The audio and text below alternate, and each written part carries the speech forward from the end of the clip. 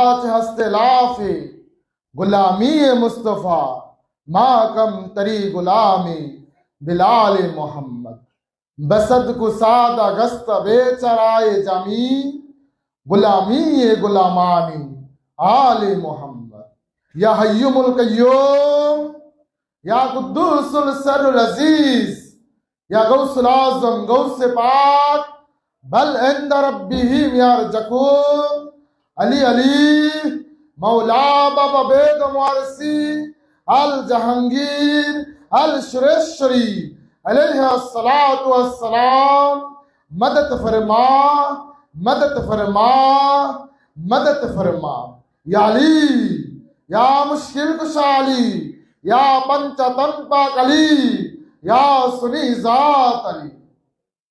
आज 26 ফেব্রুয়ারি রোজ বৃহস্পতিবার 2026 সাল 8ই রমজান 1447 হিজরি।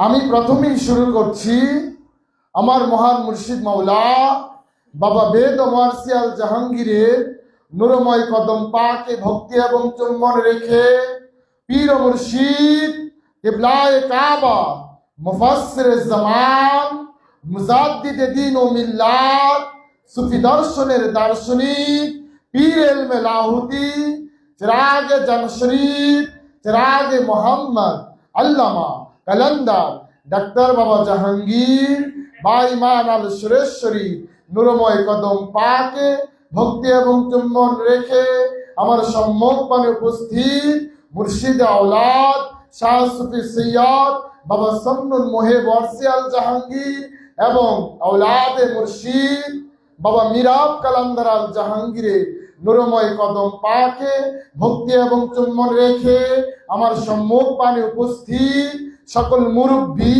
সাধু সাধক গবেষক সুফি অনুরাগী সুফিবাদের প্রেয়সী এবং আমার সতীর্থগণ সকলের প্রতি আমার আন্তরিক ভক্তি এবং সালাম রেখে আমি অদম নাখান্দার নালায়েক নাচিজ আমার মাওলার দয়ার বরকতে আপনাদের সম্মুখপানে খেদমতের জন্য দাঁড়িয়েছি।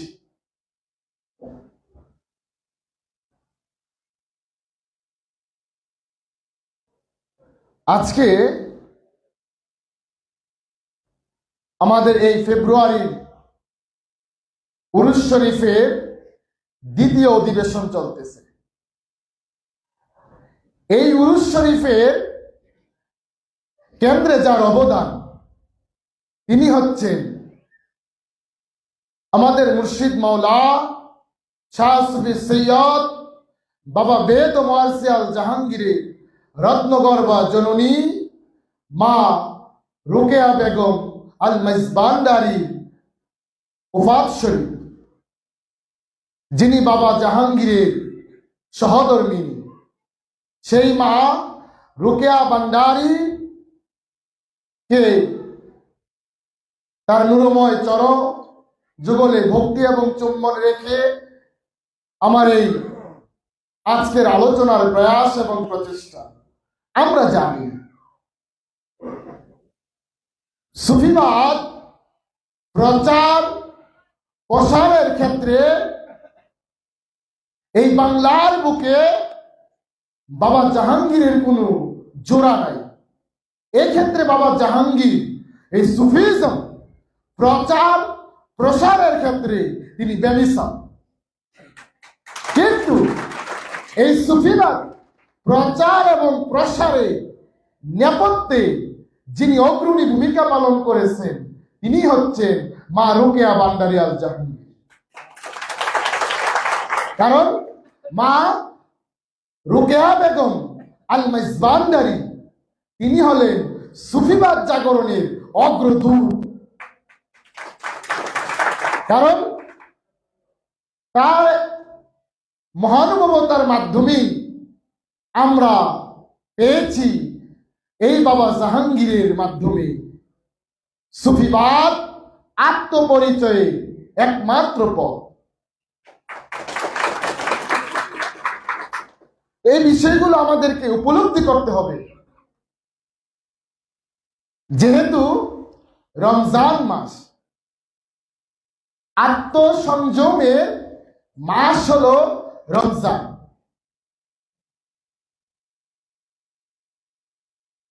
গতদিন আমরা এই সিয়াম সাধনার সম্পর্কে বিশেষভাবে সেহরি, ইফতার এবং রমজানের গুরুত্ব সম্পর্কে আলোচনা করেছি। আজকেও আমার দুই বয়োজ্যেষ্ঠ যারা সুফিজম নিয়ে, সুফিবাদ নিয়ে, সুফিবাদ প্রচার প্রসারের ক্ষেত্রে যারা আপ্রাণ চেষ্টা করে যাচ্ছেন, তাদের মুখগহ্বর থেকে আপনারা এই তাসকিয়াতুন নফসে বিভিন্ন বিষয় জানতে পারছেন। তো সুফিজমের মূল বিষয়টা হলো নফস আর রুহের যে প্রভেদ, এই প্রভেদটুকুই বাবা জাহাঙ্গীর খোলাসা করছে। এই নফসকে তাসকিয়া করার জন্য একটি মাধ্যম হলো সিয়াম সাধনা। নফসকে তাসকিয়া করার জন্য একটি মাধ্যম হলো ডায়েরি সালাত। নফসকে তাসকিয়া করার জন্য একটি মাধ্যম হলো কুরবানি। নফসকে তাসকিয়া করার জন্য একটি মাধ্যম হলো হজ। নফসকে তাসকিয়া করার জন্য একটি মাধ্যম হলো যাকাত। এই নফসকে তাসকিয়া করার জন্য একটি মাধ্যম হলো ওযু, গোসল, তায়াম্মুম। ওজিফা, আমল যা কিছু আছে নফসকে তাসকিয়া করার জন্য। কিভাবে এই নফসকে তাসকিয়া করব আমরা সকলেই অবগত আছি। নফসকে তাসকিয়া করতে গেলে প্রয়োজন তাসাব্বুরে শায়েখ। কারণ তাসাব্বুরে শায়েখ ছাড়া নফস তাসকিয়া হবে না। এই নফস তাসকিয়া হলে, ইসলাহ হলে আপনার ইফতার হবে। ইফতার মানে আত্মশুদ্ধি। এই মাত্র আপনি পবিত্র হলে, কোরআনকে স্পর্শ করার যোগ্যতা অর্জন করছে। লা ইয়ামাসসাহুল ইল্লাল মুত্তাহারুন, লা ইয়ামাসসাহু ইল্লাল মুত্তাহারুন। অপবিত্র অবস্থায় ইহা কেহ স্পর্শ করতে পারবে না। কি স্পর্শ করতে পারবে না? কোন বিষয়টি আমরা অপবিত্র অবস্থায় স্পর্শ করতে পারবে না? কেউ বলেছেন কোরআন, না। অপবিত্র অবস্থায় রাব্বুল ফালাক কেউ স্পর্শ করতে পারবে না। অপবিত্র অবস্থায় রুহুল্লাহকে কেউ স্পর্শ করতে পারবে না। অপবিত্র অবস্থায় কেহ ওলিত্বকে স্পর্শ করতে পারবে না। তাহলে এই সিয়াম সাধনার মূল কাজটাই হলো তাহারাত অর্জন করা। যার মধ্যে তাহারাত আসছে তার জন্য কদর। কেন কদর? আমাদের অন্তরের মধ্যে দুনিয়া আছে। দুনিয়া দেহের বাইরে থাকে না। মানুষ পৃথিবীর মধ্যে আছে, আত্মার মধ্যে আছে, আর মানুষের অন্তরে দুনিয়া আছে। এই জন্য সুফিগণ বলছে তর্কে দুনিয়া, দুনিয়া পরিত্যাগ করো। কোথায় থেকে? অন্তর থেকে। যতক্ষণ অন্তরের মধ্যে দুনিয়া আছে ততক্ষণ আমরা শিরকের মধ্যে আছি, কুফরের মধ্যে আছি, জুলমাতের মধ্যে আছি, অন্ধকারের মধ্যে আছি, লাইলের মধ্যে আছি, গাসাকিলের মধ্যে আমরা আছি, দুইয়ের মধ্যে আছি। এই তাসাব্বুরে শায়েখের মাধ্যমে বহুত্বের বন্ধন থেকে আমরা যাব একত্বের মধ্যে। একমাত্র আমাদের নফস বিজোর হবে তাসাব্বুরে শাইখের মাধ্যমে। এই নফসের সাথে যে খান্নাস আছে, এই জোড়া অবস্থাটাই হলো জুলমাত, অন্ধকার, জোড়া অবস্থা। এই অন্ধকার যখন বুঝবে তখন সে বিজোর হবে, অর্থাৎ দুনিয়া থেকে দ্বীনে প্রবেশ। আল্লাহর দ্বীন অখণ্ড, অদ্বিতীয়। মানুষের দিন বহু, আল্লাহর দিন অখণ্ড, অদ্বিতীয়। তো কোরআন বলতেছে দুনিয়া থেকে দ্বীনে প্রবেশ করো। যিনি দ্বীনে প্রবেশ করছে তিনি মুসলমান। তো দ্বীনে সে তখনই প্রবেশ করবে নফস থেকে যখন খান্নাস বর্জন হবে, তখন সে আল্লাহর দ্বীনে প্রবেশ করবে। তো নফস তাসকিয়া হলে মানে তার হলো কদর, এটা মাওলার ইচ্ছা। কিছুক্ষণ আগে বাবাও বলেছেন ইউতি মাইয়াশাউ, যাকে ইচ্ছা তাকে তিনি দান করেন, যাকে ইচ্ছা তাকে। ইউতি মাইয়াশাউ ওয়ামান উতিয়াল হিকমাতা ফাকাদা খাইরান কাসীরা। রাব্বুল আলামিন যাকে রহস্যের জ্ঞান দিছে তাকে প্রভূত কল্যাণ দান করছে। তাহলে মান আরাফা নাফসাহু ফাকাদ আরাফা রাব্বাহু বলছেন, মান আরাফা রুহু ফাকাদ আরাফা আল্লাহু বলে নাই। তাহলে শুধু নফসের পরিচয় জানতে বলছি, তাহলে রবের পরিচয় পাওয়া যাবে। আচ্ছা, সূরা কদরের মধ্যে কি আসছে? ইন্না আনজালনাহু ফি লাইলাতুল কদর, নিশ্চয় আমরা ইহা নাযিল করেছি শক্তিশালী রজনীর মধ্যে। নিশ্চয়, ইন্না নিশ্চয়, আনজালনা আমরা নাযিল করেছি, অবতীর্ণ করেছি, প্রকাশ করেছি, প্রেরণ করেছি। ইন্না আনজালনাহু ফি মধ্যে লাইলাতুল কদর। লাইল মানে রাত, কদর মানে শক্তিশালী। নিশ্চয় আমরা ইহা নাযিল করেছি শক্তিশালী রজনীর মধ্যে। এখন আল্লাহ রাব্বুল আলামিন কি নাযিল করছে? মুর্শিদ মাওলা তার সাধকের অন্তরে কি নাযিল করছে যা হাজার মাসের চেয়ে উত্তম? ওই শক্তিশালী রজনীর মধ্যে তিনি কি নাযিল করছেন? কোরআন। নূর না রূহ না ইশ,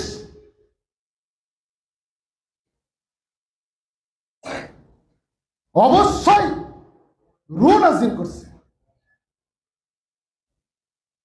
কারণ আল্লাহ রাব্বুল আলামিন তিনি যখন কিছু দান করেন, বন্টন করেন, হেদায়েত করেন, দান, বন্টন, হিদায়াত, রূহ উৎকার করেন, তখন তিনি আল্লাহ থাকেন না, তখন তিনি রব হয়ে যান, তখন তিনি আমি থাকে না, তখন তিনি নাহনু হয়ে যান, আমরা হয়ে যান। এই আয়াতের মধ্যে আল্লাহ রাব্বুল আলামিন বলতেছেন নিশ্চয় আমরা নাযিল করিয়াছি ইহা শক্তিশালী রজনীর মধ্যে। ইহা কি? রূহ। এই রূহ দিয়ে আল্লাহ রাব্বুল আলামিন তার বান্দাকে শক্তিশালী করে। আর যে রূহের মাগফিরাত মোল্লারা চায়, প্রধানমন্ত্রীরাও রূহের মাগফিরাত চায়, মন্ত্রী পরিষদে যারা আছে তারাও রূহের মাগফিরাত চায়। এদের কথা বাদ দিলাম, আমাদের প্রচলিত সমাজে যেসব দরবার দেখি তারাও রূহের মাগফিরাত চায়। অথচ রূহ হলো রবের আদেশ, আমরি রাব্বি, রবের আদেশ। রূহ মারা যাবে, সমগ্র কোরআনের মধ্যে একটি সেন্টেন্স হয়, একটি বাক্য নাই। কোরআনে আছে নফস মৃত্যু স্বাদ গ্রহণ করবে, মৃত্যুতে ধ্বংস হবে না। তারা নফসের মাগফিরাত না চাইয়া রুহের মাগফিরাত চায়। এখানেই সবচাইতে বড় গলদ ইসলামিক স্কলারগণ এই জায়গাতে ধরা খাইছে, আর এই জায়গাতে সত্য উন্মোচন করছে বাবা জাহাঙ্গীর রহমাতুল্লাহ। এই নফস এবং রুহের যে পরিষ্কার ব্যাখ্যা, দুইটাকে যে সেপারেশন করা জগতের বুকে এইভাবে স্পষ্ট করে কেউ দেখাতে পারে নাই, বাবা জাহাঙ্গীর দেখেছে। এই জন্য বাবা জাহাঙ্গীর বেমিসাল, তার জোড়া নাই, তার তুলনা নাই, কারণ তিনিই বলেছেন রুহের মূল হলো রুহুল আমিন। এই রুহুল আমিন হলেন স্বয়ং সরকারে দো আলম আবুল কাসেম মোহাম্মদ মুস্তাফা সাল্লাল্লাহু আলাইহি ওয়াসাল্লাম। একজন কামেল পুরুষ হলো রুহুল্লাহ। রুহ থেকে রুহ আসে, রুহ উৎকার করা হয়। রুহ জন্ম দেয় না, জন্ম নেয় না, রুহ খায় না, ঘুমায় না। এইটা তিনি মুর্শিদ রসুল যাকে ইচ্ছা তাকে দেন।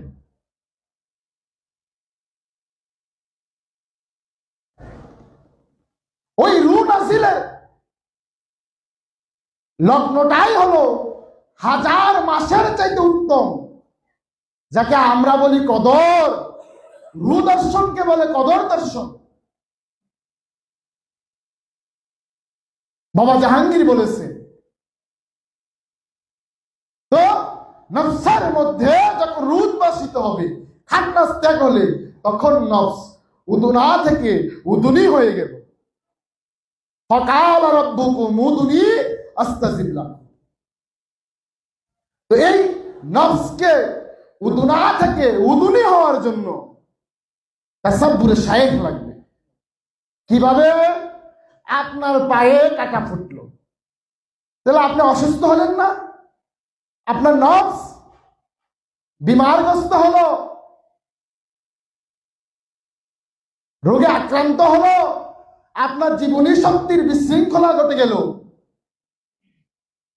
তাহলে এই নফস থেকে কাটাটা তুলতে হবে। তাহলে নফস থেকে কাটা তুলতে গেলে তাহলে কি লাগবে? কাটা লাগবে। নফস যদি ভাইরাসগ্রস্ত হয়, এই ভাইরাস তুলতে গেলে অ্যান্টিভাইরাস মারতে হবে। তো নফস, এই কাটাযুক্ত নফস অজ্ঞান, মায়া দ্বারা, মোহ দ্বারা আসক্ত। অজ্ঞান কাটা একজন ভক্ত মুরিদ, অজ্ঞান কাটা, আর মুর্শিদ জ্ঞান কাটা।